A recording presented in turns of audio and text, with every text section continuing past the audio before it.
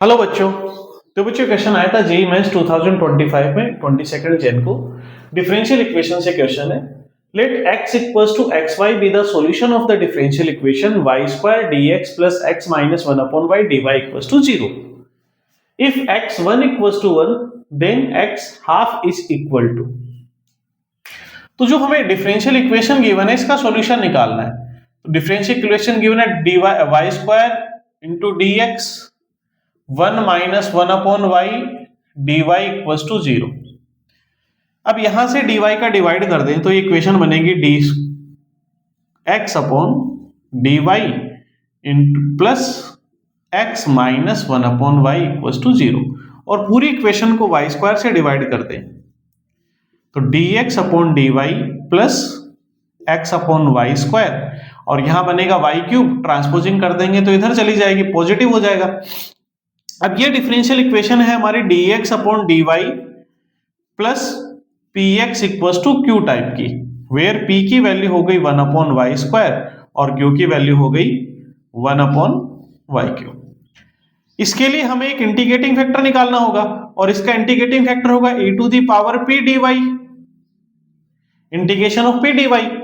अब p की value put कर दो, e to the power p है 1 upon y square d Y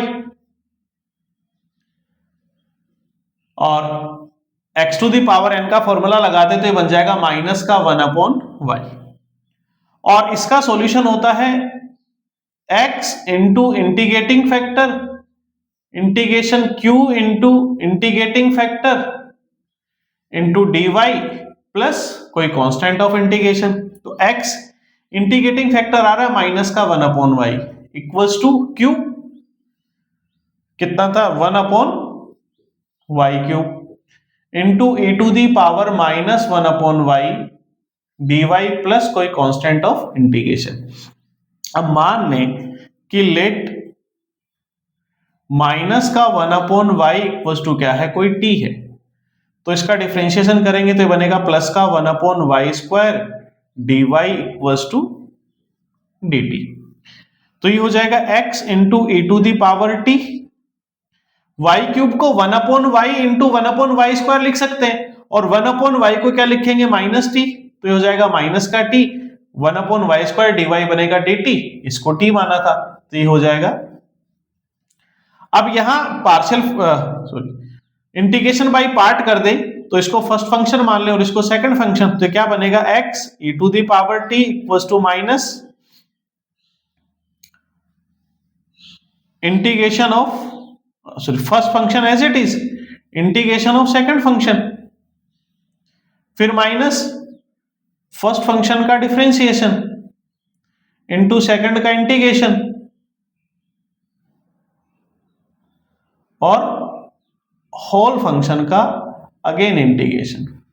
अब देखो ये क्या बनेगा x e to the power t, minus का अंदर मल्टीपल कर देते हो जाएगा minus t e to the power t, e to the power t का e to the power t होता है, माइनस और माइनस क्या हो जाएगा प्लस, इसका differentiation on e to the power का integration e to the power t again करेंगे तो again e to the power t plus कोई कांस्टेंट ऑफ इंटीग्रेशन। अब इस चीज को लिख सकते हैं हम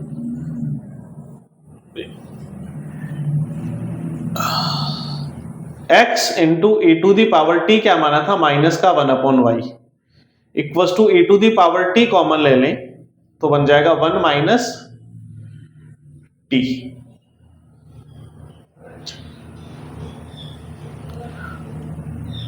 और t की वैल्यू पुट करेंगे 1 अपॉन वाई तो ये माइनस का 1 अपॉन वाई और ये भी कितना हो जाएगा 1 अपॉन वाई, t की वैल्यू पुट कर दो साथ में प्लस कोई कांस्टेंट ऑफ इंटीग्रेशन। और इस पूरे फंक्शन को लिख सकते हैं x equals to 1 plus 1 upon y equals to c plus c into e to the power 1 upon Y.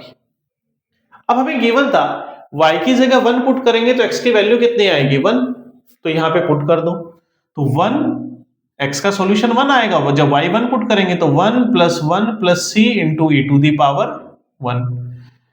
यहां से 1 से 1 कैंसिल, c आ जाएगा माइनस 1 अपॉन 8 या इसको कहते हैं minus e to the power -1।